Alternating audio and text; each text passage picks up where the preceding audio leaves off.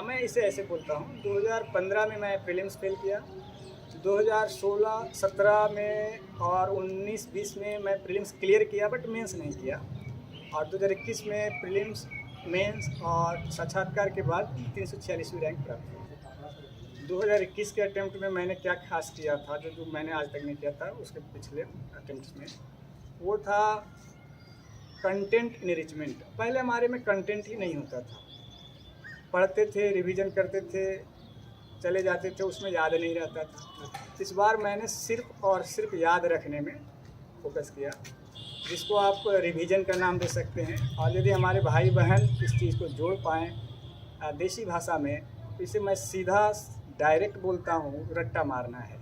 मैंने खुद ये गलती किया था, रिवीजन करना है तो हम लोग सोच लेते हैं हाँ रिवीजन करना है, कर लेंगे, और वो लाइटली ले लेते हैं।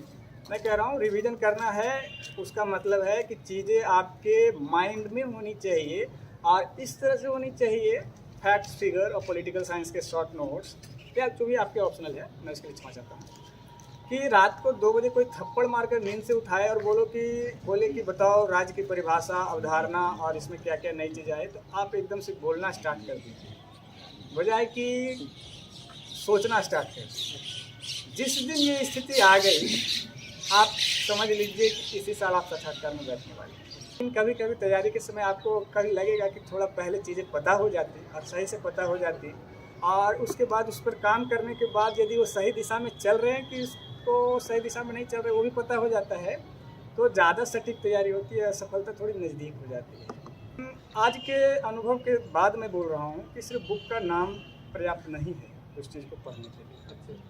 आपको बुक के नाम के साथ उसका चैप्टर्स, हो सके तो उस चैप्टर को पढ़ने का तरीका, उसके नोट्स पढ़ने का तरीका, और सबसे खास बात यदि आप सीखना चाहते हैं तो वो है कि क्या छोड़ना है। ये आप विगत वर्षों के प्रश्न पत्र को देखते हुए यदि ये सीख लेते हैं तो सफलता नज़दीक हो जाती है। नमस्कार, मैं अशोक प्रियदर्शी। आज हम नवादा के एक ऐसे लाल की कहानी से अवगत कराने वाले हैं जिन्होंने बड़ी मेहनत से और दृढ़ संकल्प से यूपीएससी की परीक्षा में 346वां रैंक लाए हैं।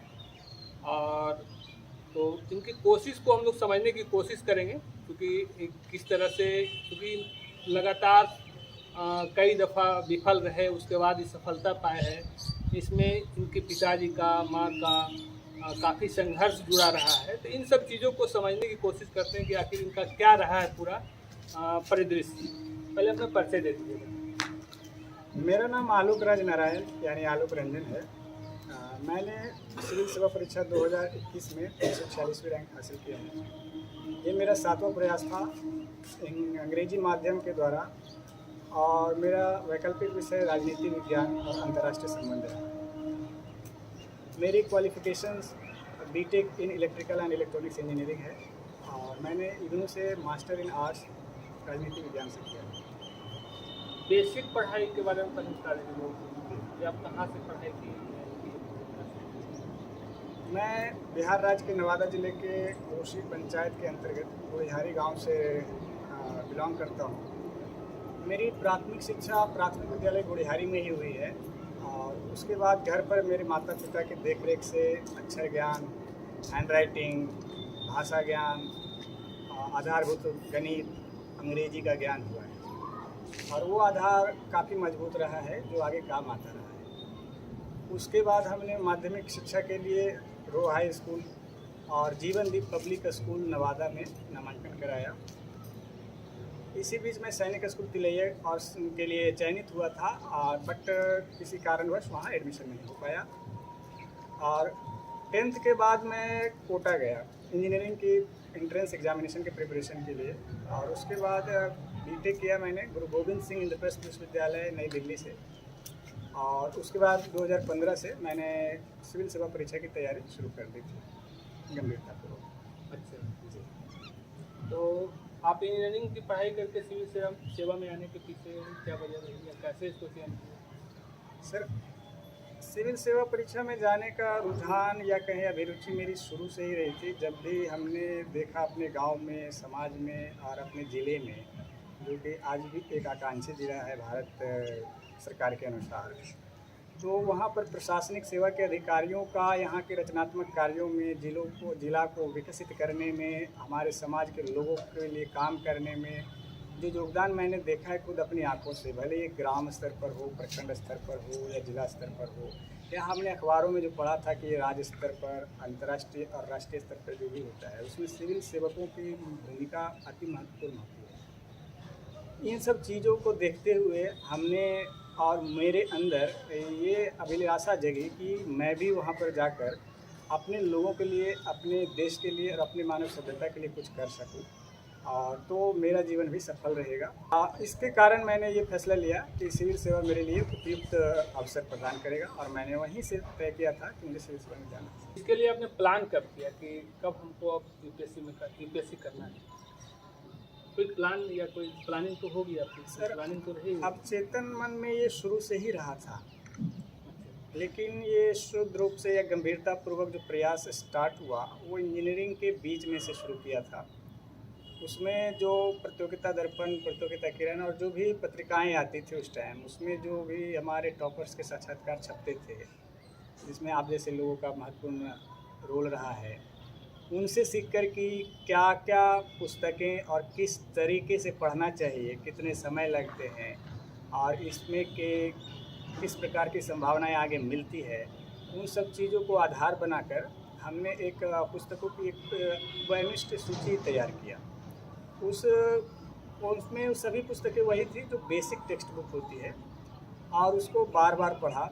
उस टाइम हमने कोचिंग नहीं लिया था, तो उस पुस्तकों को पहले मैंने पढ़ना शुरू किया। शुरू में कठिनाई आई, 4-5 पेज पर जाकर रुक गए, फिर से शुरू किया 1 महीने बाद हिम्मत करके, फिर वो 8-9 पेज पर जाकर रुक गए, फिर शुरू किया तीसरी बार, चौथी बार, 5वीं बार। और उस पुस्तक का नाम भी है डी.डी. बसु का इंडियन कॉन्स्टिट्यूशन था। फिर उसके बाद हमने सोचा कि अब हिंदी में भी लाते हैं इसी का अनुवाद, ताकि वो सहायता करे, जी सहूलियत हो जाए। लेकिन उसकी हिंदी भी इतनी कठिन थी कि अब उसमें भी मुझे वही कठिनाई आने लगी। तो मैंने सोचा कि अब इंग्लिश में ही करते हैं, अब कुछ अच्छे से करना पड़ेगा, ये धुलमुल रवैया नहीं चलेगा। तो हमने एक बार ये 2000 इंजीनियरिंग के बीच की बात है, 2012 में हमने उस किताब को उठाया, गर्मियों की छुट्टियां चल रही थी, और एक डिक्शनरी साथ में रखा, भूल रहा हूँ नाम डिक्शनरी का, और उस पुस्तक को उठाया और उसको पढ़ना स्टार्ट किया। अब मैंने चैप्टर नंबर 1 के पेज नंबर 1 से नहीं उठाया, मैंने सोचा जहाँ से उठेगा वहीं से उठाएंगे, और बाई चांस मैंने न्यायपालिका से उठाया था, सुप्रीम कोर्ट से। और जो भी मीनिंग आते गए मैं उससे लिखता गया, बोला मैं अब इसे छोड़ने वाला नहीं हूँ। सारे मीनिंग्स को रखते गए और उसके बाद उसका शॉर्ट नोट्स बनाता गया। ये पुस्तक कुछ 12 दिनों के लगातार अध्ययन के बाद इसका नोट्स तैयार हो गया था। इसमें एक चीज़ खास बात ये रही थी कि मैंने चैप्टर्स को भी जिधर तिधर से करना स्टार्ट किया, जहाँ आसान लगता था वहीं से किया। तो ये पुस्तक भी ख़त्म हो गई, इंटरेस्ट भी बना रहा। और एक चीज़ यूनिक चीज़ मैंने देखा है लाइफ में, मैंने और भी पुस्तकों का अध्ययन किया है कि यदि आप किसी एक लेखक के पुस्तक को और उसमें आए हुए शब्दावली को कंट्रोल में करते हैं, तो 20-25 पेज के बाद वो पुस्तक या उस लेखक के द्वारा लिखे गए अन्य पुस्तक भी आपके आसान लगने लगते हैं, क्योंकि हर लेखक का अपना अपना शब्द कोश होता है जिनका वो बार बार इस्तेमाल करते हैं। तो ये मुझे ये पहला अनुभव रहा, और जिसमें कि छोटी सी सफलता मिली कि ये पुस्तक किया जा सकता है। और उसके बाद ये इसी प्रकार का क्रम हमने बिपिन चंद्रा के द्वारा लिखा गया भारत का स्वतंत्रता संघर्ष, इंग्लिश में इसे बोलते हैं इंडिया स्ट्रगल फॉर इंडिपेंडेंस, के साथ किया।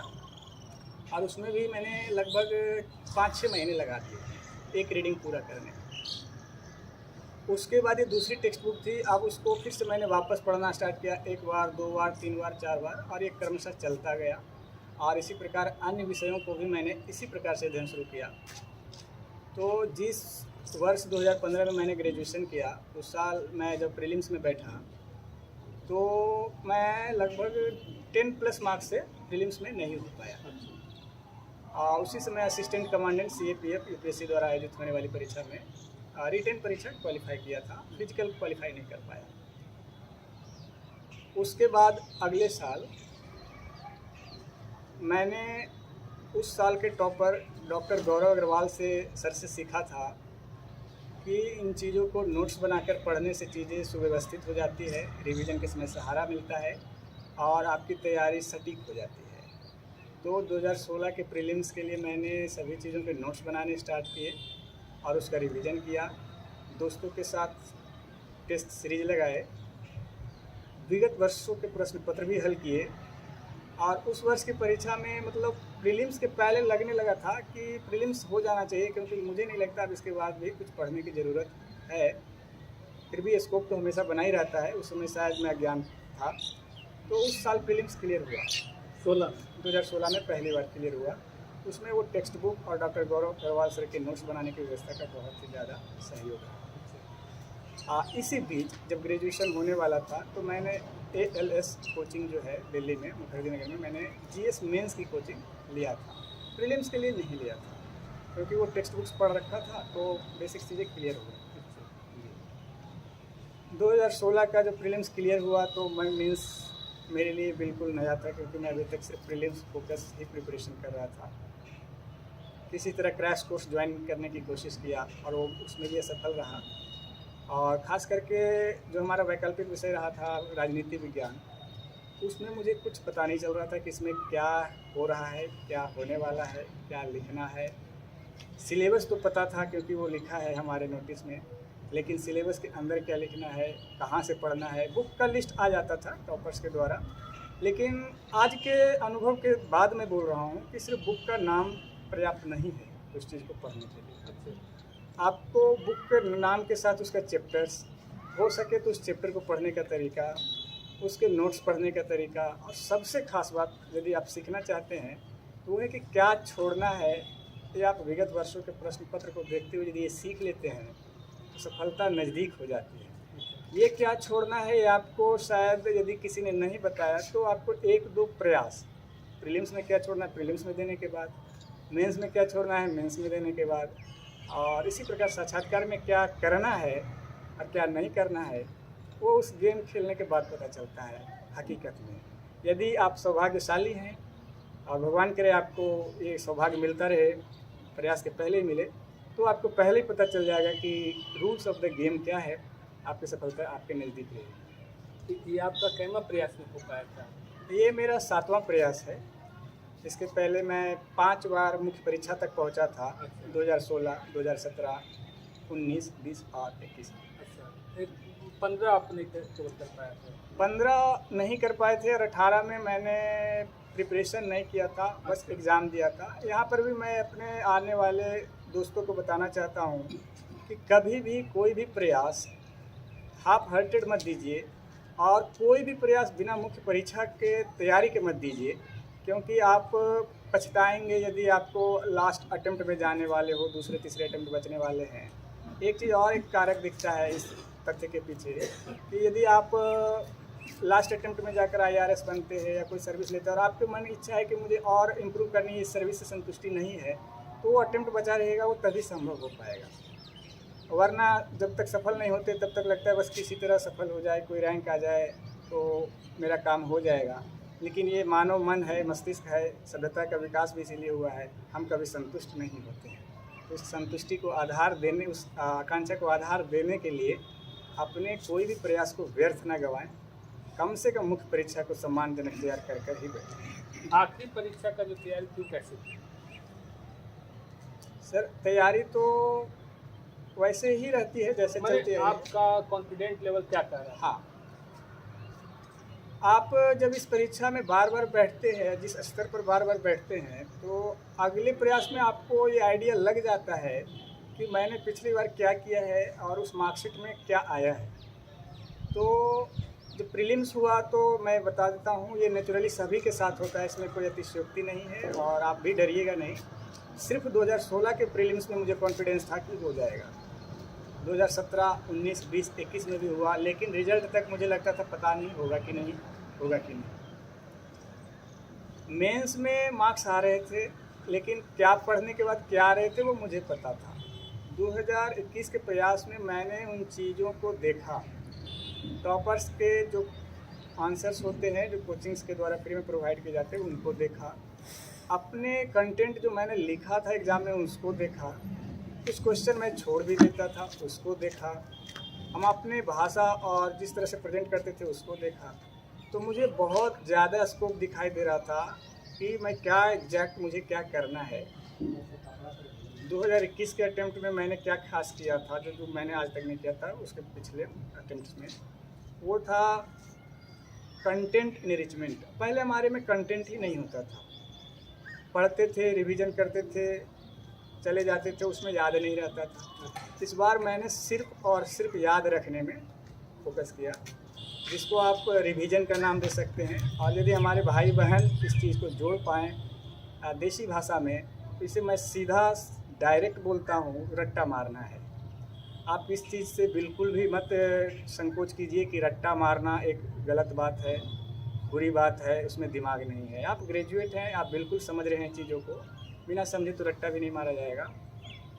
मैं ये नहीं बोलूँगा, इसको रेस्पेक्टेबल वर्ड्स में रिवीजन बोलते हैं, लेकिन मैं डायरेक्ट बोल रहा हूँ, रट्टा मारिए, एग्ज़ाम निकालिए। सिस्टम ऐसा आपको मौका देती है और सिस्टम पे भरोसा रखिए। वो अभी तक चुन रहे हैं, काबिल लोगों को चुन रहे हैं और वैसे भी चलता रहेगा। तो इस बार रट्टा मारा। इस बार टेस्ट सीरीज मैंने नहीं लिखा। मैंने ज्वाइन किया था पॉलिटिकल साइंस के लिए सुधरा रंजन मैडम का। वो बहुत शानदार और बहुत ही समृद्ध प्रकार से पढ़ाती हैं।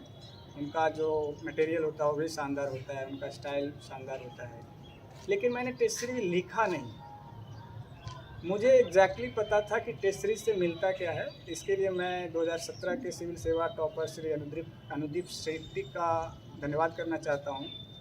उन्होंने बोला था कि यदि आपने पिछले मेंस लिख रखा है तो आपको बार बार टेस्ट लिखने की ज़रूरत नहीं है। तो टेस्ट से क्या मिलता है? पहले तो स्पीड नहीं है, तो स्पीड डेवलप होती है। आपको स्टाइल मिलता है कि किस प्रकार के स्टाइल में लिखना है। आपको क्या भूल रहे हैं एग्ज़ाम के समय, क्या भूल जाते हैं लिखते समय, वो पता चलता है। और आपको रिवीजन में भी मदद मिलती है। और मैंने देखा कि मेरी स्पीड काफ़ी अच्छी थी, मुझे स्टाइल भी पता था। मैं ओरली या मौखिक रूप से आंसर्स का स्ट्रक्चर तैयार कर लेता था। मुझे सिर्फ और सिर्फ वहाँ पर उन ढांचों में कंटेंट को रखना था। अच्छा। और उस चीज़ पर मैंने फोकस किया, या यूँ बोले मैं प्लेनली बोल रहा हूँ, मैंने रट्टा मारना शुरू किया, चीज़ों को रटना स्टार्ट किया।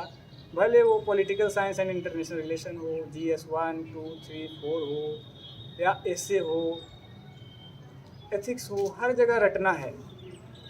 आप यदि पाएंगे, एग्ज़ाम देंगे या टेस्ट सीरीज लिखेंगे तो आप गौर कीजिएगा, यदि आपके रटा नहीं होता है तो आपके हाथ रुक जाते हैं, दिमाग सोचने में गया, आपके कलम रुकने लगेंगे, स्पीड कम जाएगी, प्रश्न छूट जाएंगे।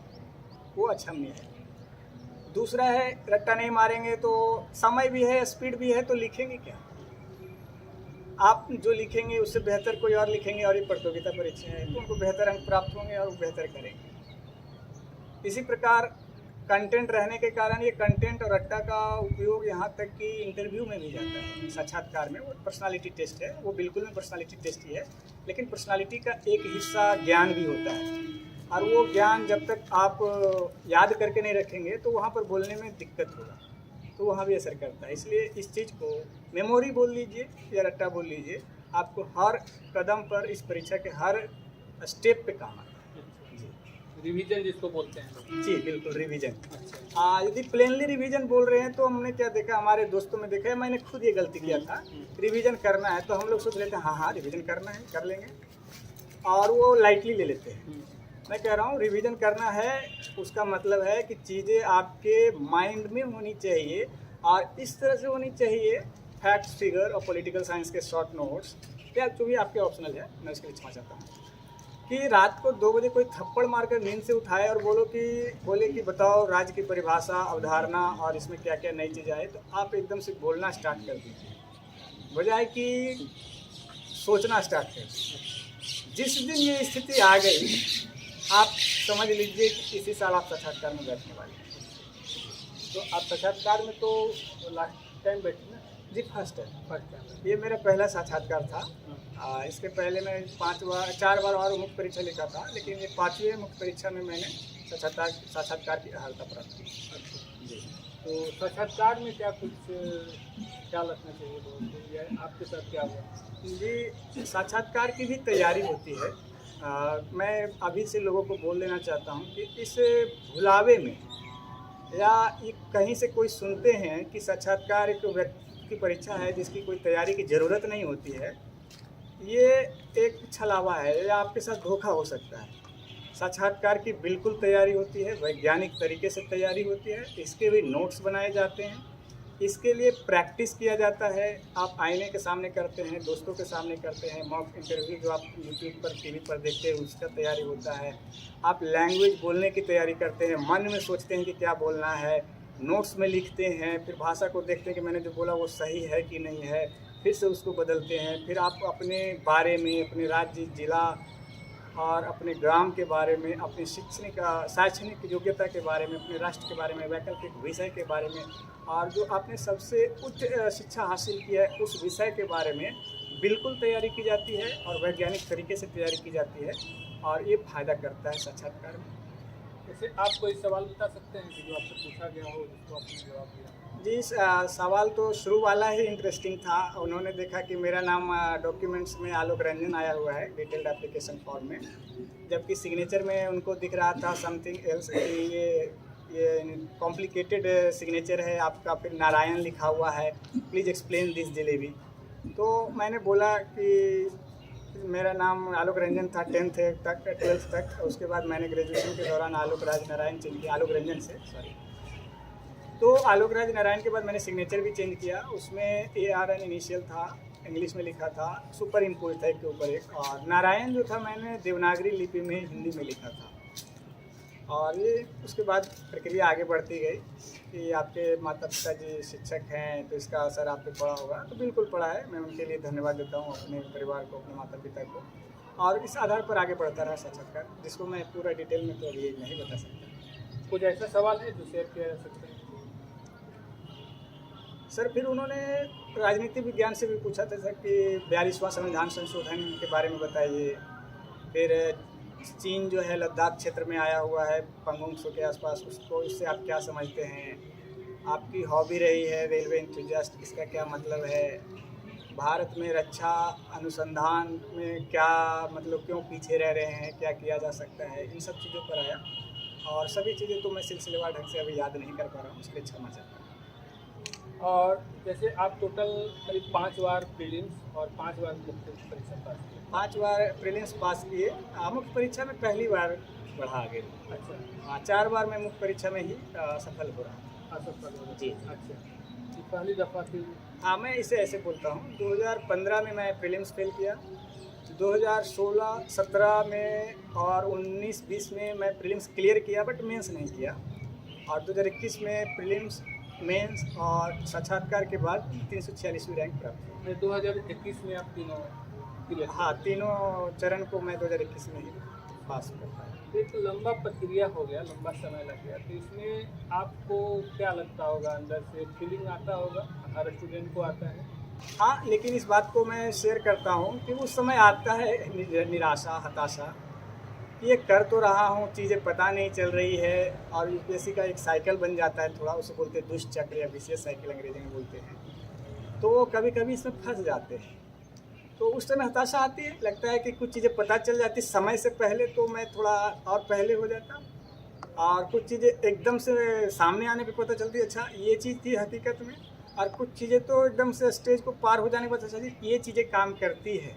हमने तो सोचा था ये करती है, हमने ये सुना था, हमने ये सुना था, लेकिन जब प्रक्रिया से गुजर रहे होते हैं बोले यहाँ तो एकदम से अलग ही चीज़ चल रही है। अगर एक सवाल के रूप में, अगर सीधा रूप से समझना चाहे कोई भी आदमी कि मान लीजिए कि आपका क्या ग्रामीण परिवेश से थे या फिर उस तरह का माहौल नहीं मिला था जिसके चलते आपको वक्त लग गया, या क्या कारण रहा जो इतना वक्त लग गया मैं तो चीज़ों को समझने? मैं तो उन चीज़ों को ये दोष नहीं दूंगा, मैं तो इस लोकतांत्रिक व्यवस्था को बल्कि मैं धन्यवाद कहूँगा कि मुझे मौका मिला कि उस ग्रामीण परिवेश से आने के बाद भी मैं इस प्रयास में, इस संविधान के तहत दिए गए प्रयासों, अवसरों के द्वारा मैं इस देश की सेवा करने के लिए अर्हता प्राप्त किया हूँ।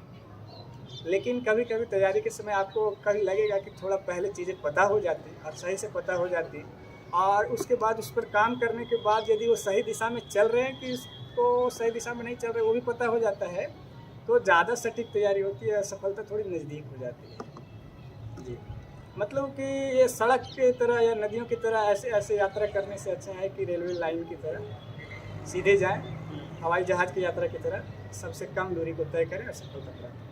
एक लाइन में लोग समझना चाहे आपसे, जो आप विफलता आपको मिली तो उससे चूँकि आपने उसको सक्सेस में बदला, तो दूसरा लोग अगर करना चाहे तो वो कैसे करें जिसको उनको सहूलियत हो?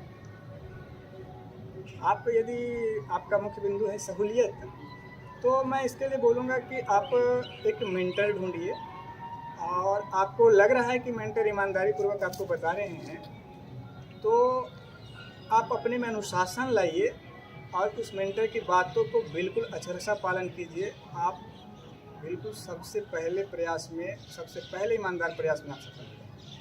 अच्छा, आप अपना तैयारी का जो मटेरियल था या फिर आप तैयारी किस रूप में कर रहे थे, इसके बारे में थोड़ा सा बताइए। जैसा मैंने शुरू में बताया था, प्रीलिम्स के लिए मैंने कैसे किया है, उसके बाद आगे बढ़ता हूँ। मेंस के लिए मैं जब मेंस लिखने लगा तो धीरे धीरे दोस्तों से और जो टॉपर्स हो रहे थे उनका इंटरव्यू यूट्यूब पे देखा, मैगजीन पे देखा। तो शुरू में वो लोग उनको समय और उसमें टेक्नोलॉजी यूट्यूब वाला ज़्यादा फेमस नहीं हुआ था, प्रचलित नहीं था, तो हम लोग पढ़ते थे।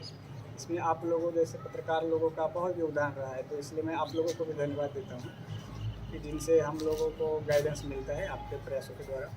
तो उसके बाद उन सब चीज़ों को व्यवस्थित किया। हम लोग किसी सीनियर से मिलते थे, उनसे फिर पूछते थे कि जो मैंने लिखा है, प्लान किया, वो सही है कि नहीं। और फिर उसके बाद उसको जब एग्जीक्यूट करते थे, कार्यान्वयन करते थे, तो परीक्षा में जाकर उससे क्या मार्क्स आते थे, उसके बाद उसको फिर से चेंज करता था। ये प्रक्रिया सतत बनी रही और आगे चलता रहा और उससे सीखते हुए निरंतर सुधार करता रहा। इसमें हमारे सीनियर दोस्त और हमारे दोस्तों का साथ रहा और कुछ सालों के बाद, खास करके 2017-18 के 17 के आसपास से यूट्यूब और ऑनलाइन जो माध्यम रहा है वो बहुत साथ दिया। उस पर हमारे टॉपर्स लोगों ने हमें गाइड करना शुरू किया। उनके लिए भी मैं उन लोगों का आभारी हूँ, धन्यवाद देता हूँ। उसके बाद और स्पीड से हमें पता चला कि क्या चीज़ें काम करती हैं, क्या नहीं करती हैं। लेकिन मैं आप को यहाँ पर एक चीज़ बोलना चाहता हूँ कि जब भी आप किसी चीज़ को मोनोलॉग यानी एक तरफा सुन रहे हैं, तो उसको एज इट इज़ मत लीजिएगा, जैसा आपने सुना है वैसा मत लीजिएगा। उसको देखिए कि आपके हिसाब से क्या सूटेबल है, क्या वो चीज़ जो बोला जा रहा है वो सच में है या नहीं है, या वो सच में आपके लिए फ़ायदेमंद है या नहीं है, क्योंकि वो व्यक्ति परिप्रेक्ष्य में होता है और मैं भी जो बोल रहा हूँ मेरे परिप्रेक्ष्य में, हर व्यक्तिगत व्यक्ति परिप्रेक्ष्य के में। हिसाब से वो सूट करता हाँ, है। तो आप उस चीज़ों को पालन करते समय अपनी परिस्थितियों के अनुसार उसको बदलिए। तो जिनका आपके हिसाब से मैच करता है उनसे लीजिए और उसके बाद आपको मतलब आपके प्रयास की जो एफिशिएंसी है, कुशलता है, उत्पादकता है, वो बढ़ जाए। वरना इस साइकिल में जो कि दुष्चक्र में फंसने की संभावना बनी रह जाती है। अच्छा, जैसे बिहार के हैं तो बीपीएससी की लोग ज़्यादातर तैयारी करते हैं, तो बीपीएससी और यूपीएससी का अगर बेसिक फर्क समझना चाहे आपसे तो आप इसको कैसे? इस प्रक्रिया में से गुजरने के बाद मैंने भी 60 से 62 या 63 का प्रीलिम्स क्लियर किया था और मैंने जितने भी दोस्तों से मिला है और उसमें से कुछ सफल भी हुए हैं, तो उनसे ये सीखा कि यदि आपने सिविल सर्विसेज प्रीलिम्स का तैयारी अच्छे से हो गया है, भले प्रीलिम्स क्लियर हुआ हो ना हो सिविल सेवा का, और आपका ऑप्शनल या वैकल्पिक विषय भी आपका एक अच्छा डिसेंट रूप से तैयार हो गया हो, भले फिर से सिविल सेवा संघ लोक सेवा आयोग वाला अच्छे से तैयार हुआ हो या ना हो, उस स्तर पर आपका राज्य लोक सेवा आयोग किसी भी राज्य का हो, उसमें सफल होने की संभावना बहुत बहुत ज़्यादा हो जाती है, बल्कि मैं तो कहूँगा कि हो ही जाती है। दूसरी बात है कि बीपीएससी का जो बेसिक्स है तो वो तो मिल ही जाता है। जब आपका बीपीएससी का प्रीलिम्स आता है तो उसके लिए उस समय के हिसाब से स्टेट ओरिएंटेड या फिर राज्य के परिप्रेक्ष्य में करंट अफेयर्स और कोई भी एक या दो पाठ्य पुस्तक उठा लीजिए राज्य के परिप्रेक्ष्य में, और मेंस के सिलेबस में जो लिखा हुआ है जो यूपीएससी सिलेबस में नहीं है उसका नोट्स बना लीजिए प्रीवियस ईयर्स पेपर्स को देखते हुए, विगत वर्षों के प्रश्न पत्र को देखते हुए। वो काफ़ी लाभदायक होता है। मैंने जितने दोस्तों को सफल होते हुए देखा है उन्होंने इन चीज़ों को तो बिल्कुल किया है। तो यदि आप दोनों को तैयारी करते हैं तो प्रेफरेंस सिविल सेवा को दीजिए शुरू में, और जिस साल आप राज्य लोक सेवा में बैठना चाहते हैं आप उस समय राज्य के लिए पढ़ लीजिए 3-4 महीने 5 महीने, यदि आराम से बैठेंगे 6-7 घंटे 8 घंटे तो ये काफ़ी हो जाता है और उतने में सफलता मिल जाएगी। बीच में और कोई सफलता आपको मिली? जी, मैं रिटेन एग्जामिनेशन को क्वालिफाई किया था CGL 2015, SSC CGL 2015 में टायर 2 तक गया था। CHSL 2013 या 14 वाला टायर 1 क्वालिफाई किया था। असिस्टेंट कमांडेंट रिटेन एग्जामिनेशन 2015, 16, 17 में क्लियर किया था, फिजिकल कभी नहीं हुआ। CDS मैंने 2015-16 में 3 बार क्लियर किया, उसमें भी फिजिकल नहीं हुआ। SSB नहीं हुआ। उसके बाद मैं बीपीएससी में 7वीं बार 6वीं वाला और फिर 6वीं वाला प्रीलिम्स क्लियर किया। 7वीं बार 6वीं वाला में मैं मेंस फेल कर गया था, फिर 6वीं वाला मेंस में बैठा ही नहीं, और उसके बाद 64वीं नहीं किया, 65वीं में मैं प्रीलिम्स में फेल कर गया 2 मार्क्स से। तो लास्ट टाइम में मैं 15 दिन रिवीजन नहीं किया, उसमें मैंने कहीं बेईमानी की थी रिवीजन में, तो उसके कारण वो प्रीलिम्स भी नहीं हुआ। तो लास्ट में रिवीजन बहुत मैटर करता है, हर एग्जाम में मैटर करता है, बहुत ज़्यादा। फिर उसके बाद मैं 66वीं नहीं दिया और 67वीं भी नहीं दिया, तो अभी के फिलहाल अभी के हिसाब से यही यात्रा है। एक चीज़ मैं अपने तरफ से बोल देना चाहता हूँ कि हमारे लोग जो मुझसे मिलते हैं अभी, तो पूछते हैं कि कितने घंटे पढ़ते हैं, 18 घंटा पढ़ते हैं, 12 घंटा पढ़ते हैं, दिन रात पढ़ते हैं। मैंने अभी तक जितनों को सफल होते हुए देखा, जितनों को किसी भी परीक्षा में सफल होते देखा है, मैंने भी इतने साल पढ़ा है। मैं एक बार 2017 में कोशिश किया था कि 12 घंटे प्लस पढूं, और मैं 12-13 दिन से ज़्यादा नहीं पढ़ पाया, उसके बाद 2-3 दिन लगातार सोया। 12-13 घंटा पढ़ने के लिए भी 15 घंटा बैठना पड़ता था। दूसरी बात है कि कभी 10 घंटे भी यदि मैंने निकालना शुरू किया तो फिर 5-6 दिन के बाद मैं 1-2 दिन सो जाता था। मैंने अपने दोस्तों को भी यही चीज़ होते देखा है, तो मुझे लगता है ये मानव का लिमिट होगा, या हो सकता है जो कर पाते हैं वो बहुत ही शानदार व्यक्तित्व और क्षमता के धनी होते हैं। लेकिन मैंने जो व्यक्तिगत अनुभव से देखा और खुद किया है, मैंने कभी 6 से 8 घंटे से ऊपर नहीं गया। हाँ, जब प्रीलिम्स आ जाता है तो लास्ट के 1 महीने में ये 9-10 के आसपास घूमता है, और प्रीलिम्स से मेंस के बीच में भी आधे टाइम के बाद, मतलब लास्ट के 1.5-2 महीने में ये फिर से 9-10 में घूमने लगता है। और जब मेंस या प्रीलिम्स कोई भी परीक्षा हो तो लास्ट के सप्ताह में तो ऑटोमेटिक आप ऑटो पायलट पे ही रहते हैं, आप कुछ करते नहीं, बस किए चले जाते हैं। मोबाइल और जो भी है, जिस प्रकार की भी आपको पढ़ाई से इतर चीज़ें हैं, भले उस समय के लिए कुछ समय के लिए खेल ही क्यों ना हो, या कोई भी दैनिक दिनचर्या हो, या आप मोबाइल चला रहे हो, सोशल मीडिया पर हो, टीवी हो, उस समय मैंने सभी सफल विद्यार्थियों को, खास करके यूपीएससी वालों को मैंने देखा है कि उस टाइम वो तो छोड़ ही देते, सब कुछ छोड़ देते हैं। लास्ट में 1 महीना तो वो छोड़ देते हैं, बस वो रहते हैं, उनका बुक रहता है, वो रहते हैं, उनका बुक रहता है। आपके साथ क्या वो लेकिन सोशल मीडिया पे आप हैं कि नहीं? अभी मैं एक्टिव नहीं हूँ, मैं एक्टिव नहीं हूँ, इसी समय लेने के लिए खुद की प्रिपरेशन के एक्टिव नहीं हूँ। और ख़ास करके जब लास्ट परीक्षा का लास्ट 1-2 महीने आता है तो उस टाइम शांत होना पड़ता है, अदरवाइज समय जाने की संभावना होती है, और एक बेहतर तरीका है। यदि आप पहले एक्टिव हैं तो कम कर लीजिए, अपनी तैयारी क्षमता के अनुसार देख लीजिए सूट करता है कि नहीं, और उसके हिसाब से फैसले लीजिए। और लास्ट में जब रिवीजन का टाइम है उस टाइम तो बेहतर है कि बंद ही कर दें। सोशल मीडिया से कहते हैं कि नुकसान हो जाता है, तो ऐसा भी क्या है? सोशल मीडिया कोई भी चीज़ ऐसा नहीं है कि वो नुकसान ही करता है, वो तो फ़ायदा भी करता है। जब आप पढ़ते पढ़ते आप हतोत्साहित हो रहे हैं, निराश हो रहे हैं, तो अच्छा भी तो लगता है अपने से मिलकर बातें करके कि क्या चीज़ें चल रही है। ठीक है, लेकिन उसकी एक सीमा होती है, जब वो सीमा पार करने लगे और आपके प्राथमिकता को अतिक्रमण करने लगे उसका, तो आप उसे रोकें। आप अपनी सफलता में किनका योगदान देते हैं? मैं अपनी सफलता में तो पूरे समाज, देश का योगदान देता के योगदान को धन्यवाद देता हूँ, क्योंकि मैं अकेले तो मैं कुछ नहीं कर सकता। मैं तो एक प्राणी हूँ जो पैदा लिया है।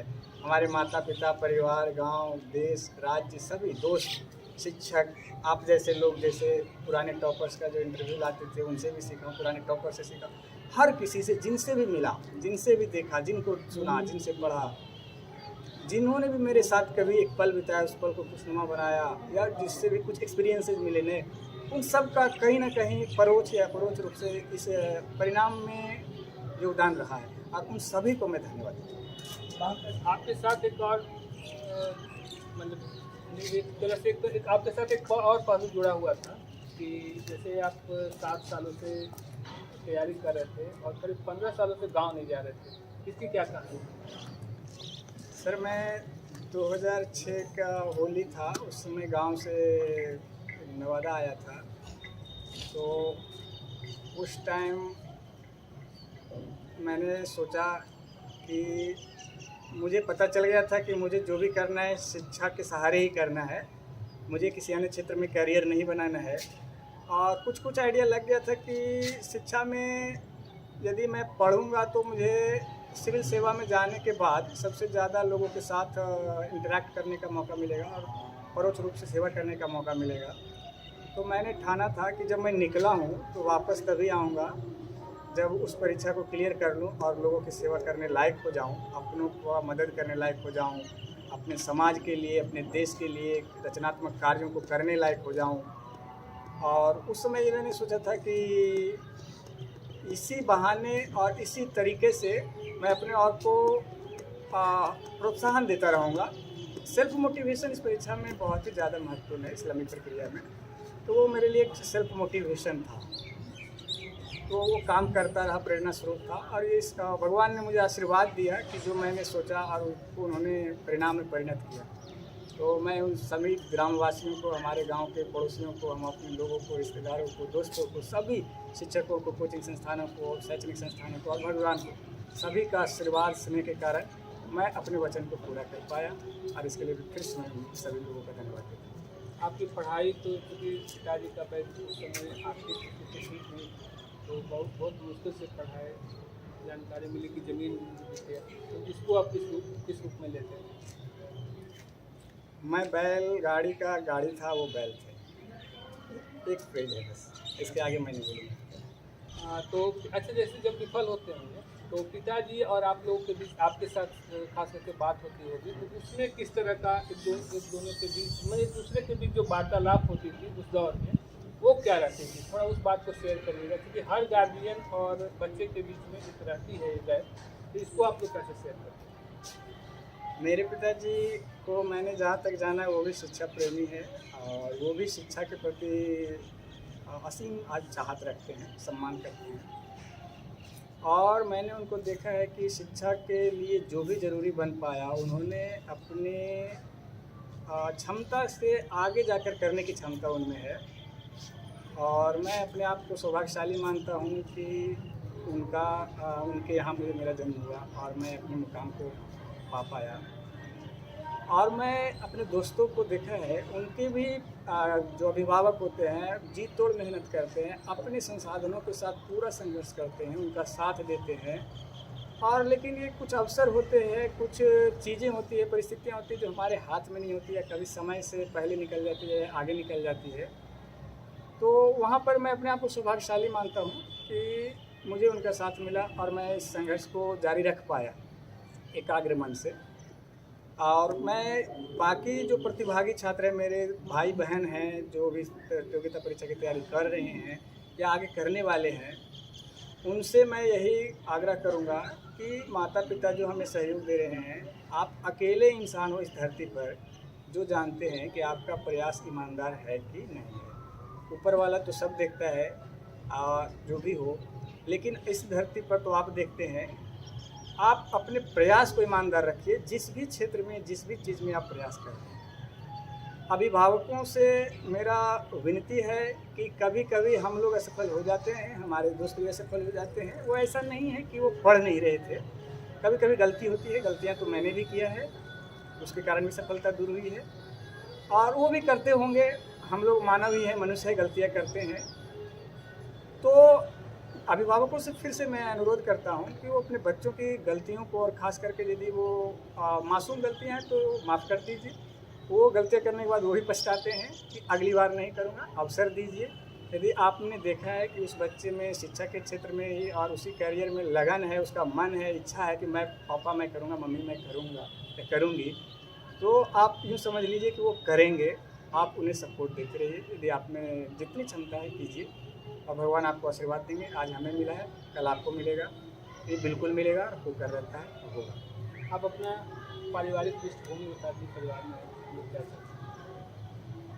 मेरे दादा दादी श्री राम स्वरूप प्रसाद यादव और श्रीमती गौरी देवी मूलतः किसान हैं। मेरे पिताजी भी मेरे पिताजी श्री नरेश प्रसाद यादव और माता श्रीमती सुशीला देवी, वो भी मूलतः किसान ही थे।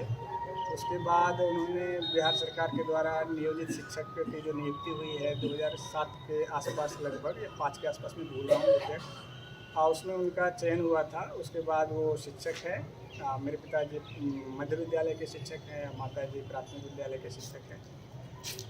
इस शैक्षणिक पृष्ठभूमि में मेरा लालन पालन हुआ है। मेरा छोटा भाई है श्री अमित कुमार ए के गुरु जी, वो समाज सेवा से जुड़े हुए हैं। मेरी बहन है अनुपमा रंजन, वो भी पढ़ाई कर रही हैं।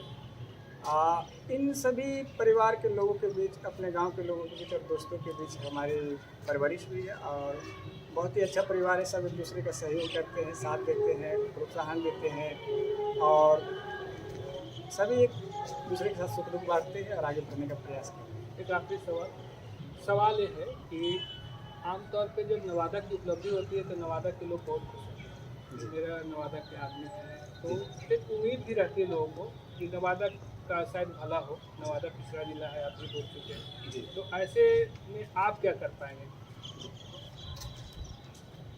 मैं नवादा ज़िला का वासी होने पर गर्वान्वित महसूस करता हूँ। बिहार राज्य का नवादा ज़िला, मैंने अपने यहाँ बचपन जिया है, हमारी यादें हैं, सब कुछ है। मैं इस ज़िले को और इस शहर को अच्छे से जानता हूँ। मेरे सारे दोस्त जिसके साथ खेला कूदा हूँ वो भी नवादा के हैं। मैं इस परिणाम के बाद मैं अपने दोस्तों के साथ, हमारे आने वाले अपने बहनों भाइयों के साथ अपने अनुभव को बांटना चाहूँगा कि हमारी जो यात्रा रही है उसमें मैंने क्या सीखा है। उससे यदि आप सीख पाएँ तो ये मेरे लिए सबसे पहली उपलब्धि होगी। दूसरा है कि यदि हमारे भाई बहन और हमारे अभिभावक यदि अपने बच्चों को पढ़ाने में यदि कभी उनको लगता है कि शायद अब ना हो पाए और उनको मेरी कहानी से ज़रा सा भी या थोड़ा सा भी मैं उनको संबल प्रदान कर पाऊँ, उनको मानसिक संबल, तो ये भी मेरा उपलब्धि रहा है या होगा। तीसरा है कि जब भी मेरी यदि क्षमता के अनुसार यदि बाद में मौका मिला या अवसर प्राप्त हुआ जीवन के किसी भी पड़ाव पर कि अपने लोगों के लिए, अपने क्षेत्र के लिए, मैं अपनी जहाँ मेरी जन्मभूमि रही है उसके लिए मैं कुछ कर पाऊँ, तो मेरा सबसे बड़ा सौभाग्य होगा। उसके लिए मैं भगवान से कामना करता हूँ।